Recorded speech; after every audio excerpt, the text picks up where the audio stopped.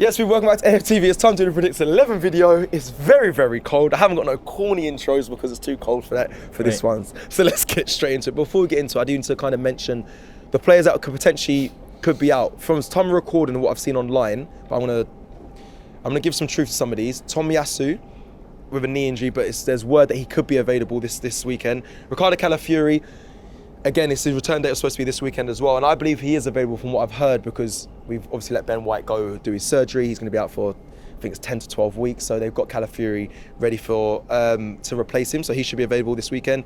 Kieran Teams also, there's word that he'll be back this weekend as well, but I'll let you know about that close to the game day. Ben White, obviously out, we just spoke about. Declan Rice had a broken toe.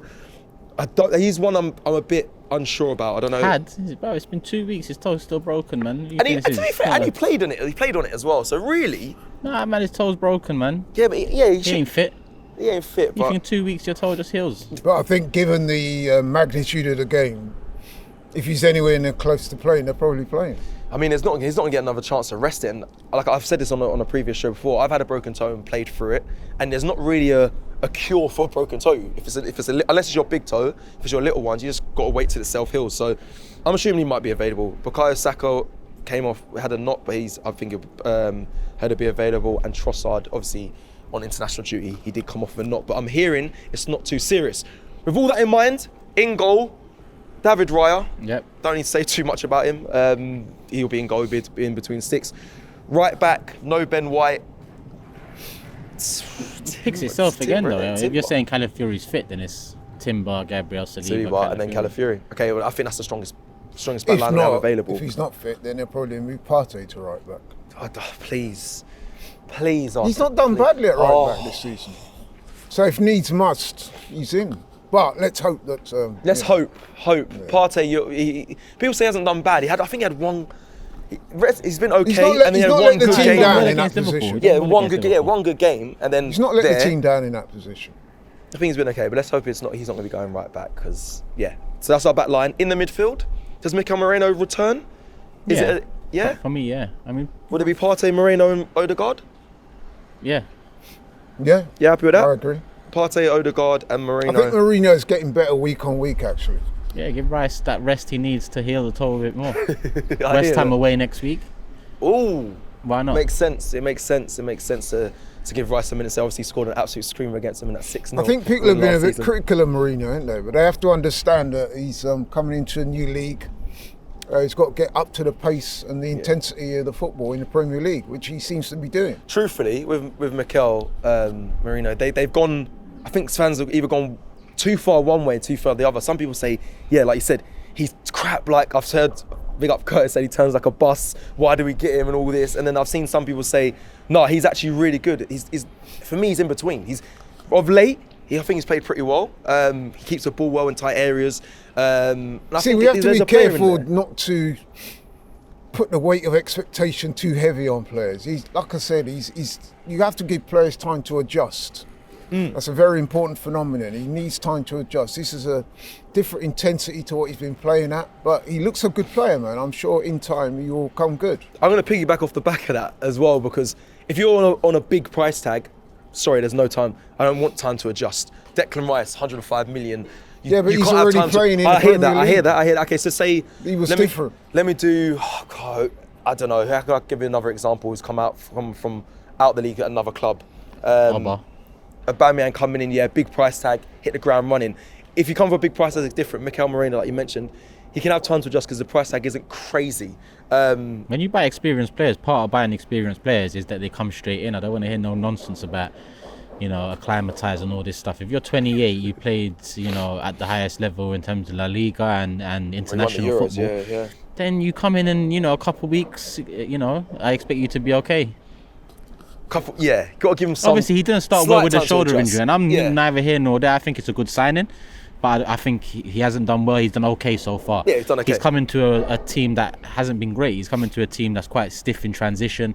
It seems like a lack of ideas, and it seems like the opposition have found us out a bit. So it wasn't a great platform for him to come into without a 10 next to him as well. He's a natural 8. I think the future is Rice, Merino, Odegaard. Yeah. I like the sound of it. I've seen enough from Merino, not just in an Arsenal shirt, but over the last couple of years, because I did say a couple of years ago, he's someone to look out for if you want an experienced midfielder to come in. Do you think he suffered from the rotate, just constantly being rotated out? He suffered from the situation coming into the side. We was in a bad patch of form. We didn't have a creative 10, and it showed. And he's come in the first game. I remember it was a midfield three of him, Partey, Declan Rice, if I'm not mistaken. Quite stiff. Sterling comes off because of the red card soon after. That was Bournemouth, I think. Yeah, that's when everyone said we've got 3 defensive midfielders. But then against Liverpool, he gets a good goal and he shows his aerial threat. And then more recently against Chelsea, he comes on, and I think we was better when he come on. Curtis is funny, turns like a bus, but I actually think that's one of the qualities he has that Declan Rice doesn't in the number 8, because Merino, he's not the swiftest of turners, but he protects the ball well. And he reads the game well. Quite a few times he's been in a situation where 2 players are around him and he'll just drop a shoulder and turn one way, and he's kind of made that space for himself for the pass. So I've seen enough to know he's got qualities that other midfielders don't in the 8. So I think now with Rice with a broken toe, you play him. You put Partey in the 6, who's been our best midfielder this season. Merino in the 8, natural position, next to an Odegaard in the 10, another guy in his natural position. So that midfield is very strong. I'm glad you said Merino's a good signing, because I was going to catch you. Because I remember when I said about the midfield 3, I always thought Partey would stay in there with a Rice and Odegaard, or Merino and Odegaard. But you and James have said no. As soon as Merino's ready and fit, he will be the starting midfielder. And I suppose the circumstance around his transfer doesn't help either, because I think the number 8 was the second priority on the list, and I think if we got the first, which was an attacker, a killer, someone that we know is going to get us goals, someone we know that's going to add a threat to the attack. If we got that person, the emphasis would have been on him to win us points, win us games. And Marino's come in, the transfer, longed out as usual with us. And Sterling aside, which was nonsense, Merino was the big addition, because Calafiori came in quite early, so he was the big addition leading up to the season, in fact. So coming into that, it's that the pressure's on, because we look at you as the guy that completes the puzzle, and right now that puzzle looks more incomplete than it did at the end of last season. Quite disjointed. Let's go to the front 3. People will say, and people watching this fully, and we all agree, fully stand here, that it picks itself Saka, Martinelli and Havertz. However, Jesus, he's known, when I was reading the Optus stats, that he's known to always get a goal or contribute to something against Nottingham Forest, and it seems like he always adds to Arsenal in a positive way when he plays against Forest. But does that mean anything to any of you lot, or is it just stay with Havertz up top, and you're not expecting Havertz will remain up top? I've got no doubt about that. Yeah. So incidentally, you mentioned it about Jesus. I think Sterling's got a very good record against Forest as well. But again, we all know who's going to start.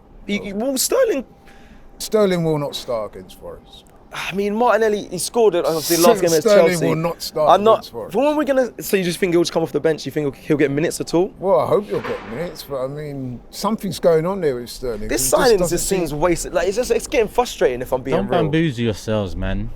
It was a dead signing, and that's it. Like, what are you lot thinking about? It's about something's going on. It's dead. Full stop. Done and dusted. No, but he's not really been given much opportunity, though, has he? Why? Because he's finished. No, I think that's premature. Okay. But anyway, listen, he's not been given much opportunity, which is baffling to me. Yeah, I mean, I always talk about his defensive responsibility. He doesn't seem like he's as defensively minded as what we see of Martinelli on that side. But at some point, you're going to have to see him. I expect him to get some sort of... If we don't see him at all against... Especially if Trossard is out as well, that would be very, very alarming in my opinion. But listen, that is a predicted 11. We're going to wrap up this video here. Let me know in the comments below if you agree. Just give me an agree or disagree. Yes, we agree, Cecil. No, we disagree. And let me know your changes. Like the video if you like the video.